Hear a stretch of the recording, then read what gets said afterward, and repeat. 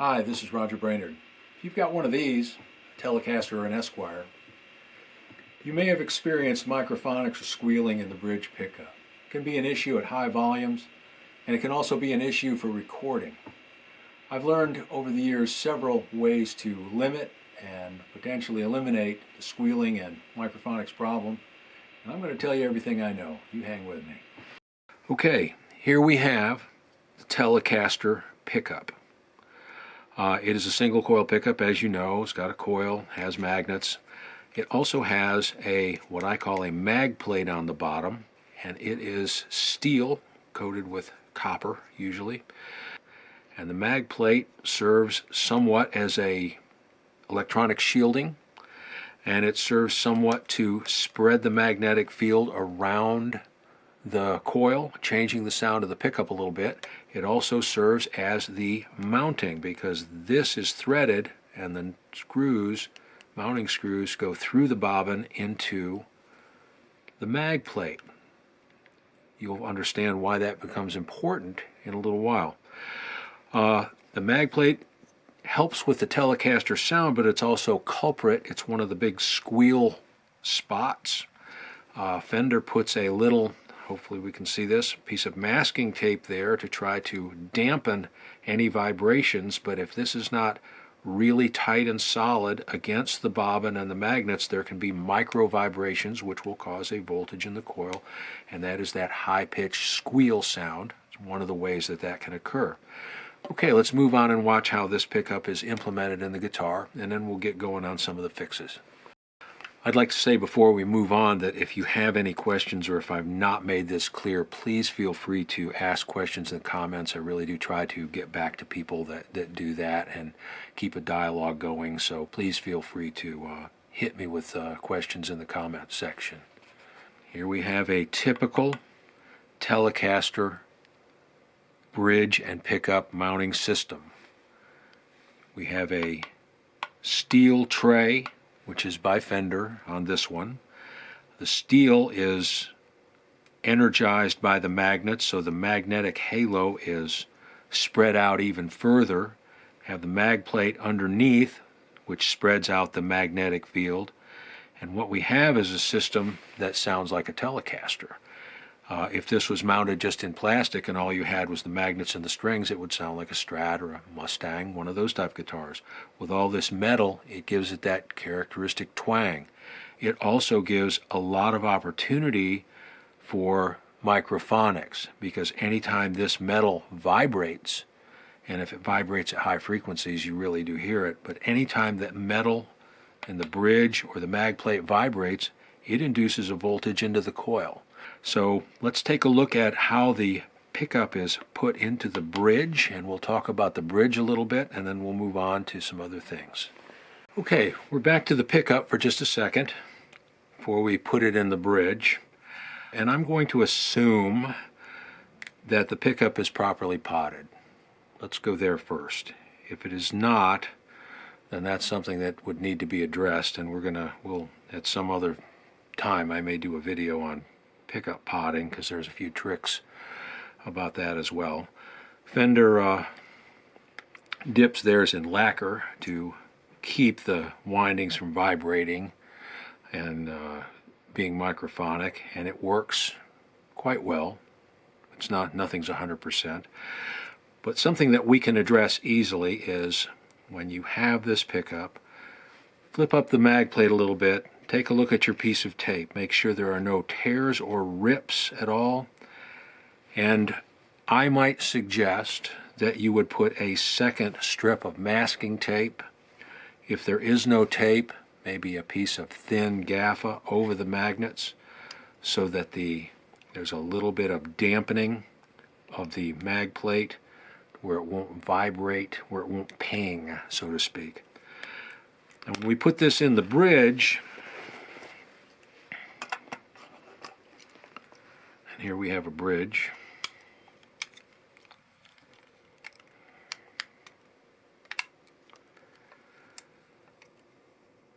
What you want is for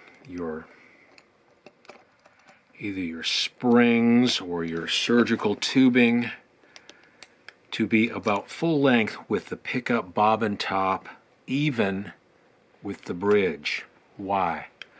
Because when we start drawing this up to regular height, it's going to compress them a lot and drive the bobbin up against this very tightly. You don't want that loose. You want that to be really a lot of tension on that bobbin pushing against this to dampen vibrations. That is part of the feedback elimination. So again, you set the pickup, the bobbin about even with the plate, and cut your surgical tubing or get springs that are long enough to span that, maybe even under a little bit of compression while it's here. Then when you're up to normal operating position, you'll have a sufficient pressure pinching those together solidly. Very important. The looser that is, the more prone to microphonics. Just that simple. Okay, here we have an aftermarket Telecaster bridge, plate, and saddles. This one is chrome-plated brass, traditional Teletone, in my opinion, and I don't want to get into a war with people about it, but I think that steel is the traditional Telecaster tone because it spreads the magnetic field out a lot and looks at the strings in a bigger area. The brass, being non-magnetic, does not spread the magnetic field out, looks at a more focused section of the strings as a result, and sounds a little different. It sounds a little more like it's mounted in a pickguard rather than in a magnetic assembly, so to speak. Putting brass or stainless or aluminum or some non-magnetic material in the plate really does cut down on microphonics. If you're not super interested in keeping a traditional Teletone, this may be part of your answer. I'm not going to say the whole answer. Now, when you mount the bridge, this is really where it gets to be kind of interesting and fun. This one has been installed on a guitar, and the screws were super tight because whoever put it on there wanted the bridge to really attach to the body and get the string vibrations into the body. What happens when you over tighten the mounting screws is that this area where the screws penetrate will dimple out, and hopefully you can hear this. They will cause the front of the bridge plate to rise. This can be a place of vibration, and it doesn't matter as much with brass, but it's not good for your sustain to start with. But if it's steel, that little vibration point right there, it's magnetic, so it's going to put a voltage in the coil and it's going to squeal. That's about all there is to it. So how do you put the bridge on and keep it totally flat? Number one, this has to be pretty well flat. So before I put a Tele bridge on the guitar, I'll put a piece of 220 grit sandpaper down on a flat surface like glass or something, and I will scour it and take a look and see where the marks are. Make sure that I'm getting it all over. If I'm just getting a spot, then I'm going to keep going until I get flat against flat. That's very critical. When you put the bridge on, you want to snug those screws down, but then let the strings, they come across at an angle, do the rest of the driving of that bridge plate onto the body. These want to be just down in there and snug. They don't want to be loose. I'm not saying that. But you don't have to tighten them to the point, because the strings really do the heavy lifting in terms of keeping that bridge in place and positioning it. These just keep it from being able to move at all. That's what you want. So the bridge plate needs to be flat. The guitar needs to be flat. The screws need to be not overly tight. The strings need to be on. The other piece that you need to be aware of is the ground wire that comes up underneath the Tele. A solid ground wire gives it a pivot point. It's really beneficial to replace that ground wire with a stranded wire that you can splay out over a distance where they will drive into the body and they will not cause this to rock on that wire. That's all very critical for cutting out microphonics and getting your tone from your strings into the wood through this hunk of metal. Okay, we're going to move back to the pickup for just a minute. And again, if you are interested in traditional Telecaster tone, I think that has to stay. If you're not so interested and just really want to make it where you can have high gain and high volume on your guitar, you can lose the mag plate,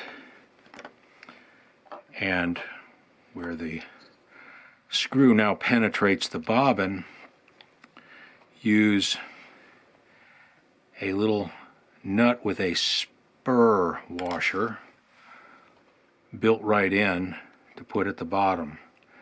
As you tighten, that spur washer will hold against the bobbin, and you can adjust the height of the pickup without having the threads of the mag plate. But that's the, hopefully we can see that, and that will go right up against that and take the place of the mag plate in terms of mounting the pickup on the guitar. So that's just a tip. Again, this getting rid of the magnetic material in the bridging and pickup system, get rid of the mag plate, a non-magnetic type bridge plate. You can even go so far as to go to Lowe's or Home Depot. They have plastic screws that you can use to get rid of more things magnetic around the pickup. Just a thought.